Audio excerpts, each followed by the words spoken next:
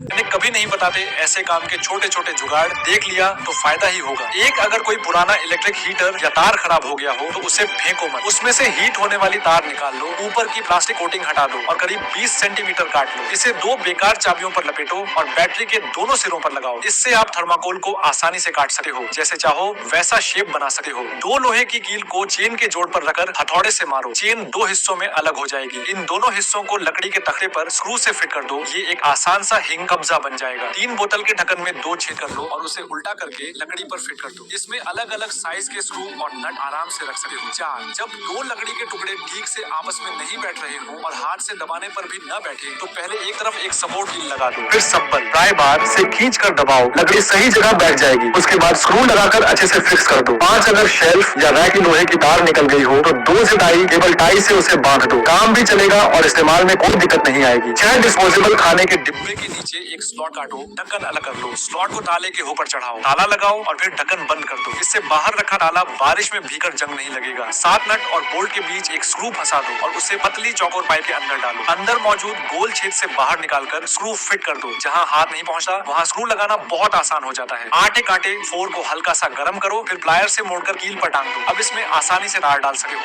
9 कटी हुई या खुली रबर की चप्पल, गमबूट का टुकड़ा एक आसान वाटर डिफ्लेक्टर बन जाती है। इसे लगाओ, अब पानी दीवार के कोने पर सीधा नहीं गिरेगा। 10 सीधे लकड़ी में ड्रिल करने से बोर्ड पार निकल जाता है। एक रोवल प्लग एंकर निकालकर ड्रिल बिट पर चढ़ा दो और प्लायर से थोड़ा दबाकर फंसा दो। अब ड्रिल करने पर लकड़ी पूरी तरह नहीं छेदेगी। 11 रबर टायर या मोटे रबर का एक गोल टुकड़ा काटो, बीच में 502 गोंद डालो और जो चीज चिपकानी हो उसे चिपका दो। 12 प्लास्टिक पाइप के टूटे छेद में पहले रबर रिंग डालो, फिर रस्सी खींच कर टाइट करो और 502 गोंद डालकर फिक्स कर दो। अब छेद के अंदर छोटे छोटे थर्माकोल के टुकड़े डालो और 502 डालते जाओ। थर्माकोल घुलकर छेद भर देगा। 13, अब कटर से अतिरिक्त थर्माकोल काट दो, सैंड पेपर से स्मूथ कर लो, ऊपर से गोंद की एक परत लगाओ और काला पेंट स्प्रे कर दो। पाइप बिल्कुल नया जैसा हो जाएगा, पानी की एक बूंद भी नहीं टपकेगी।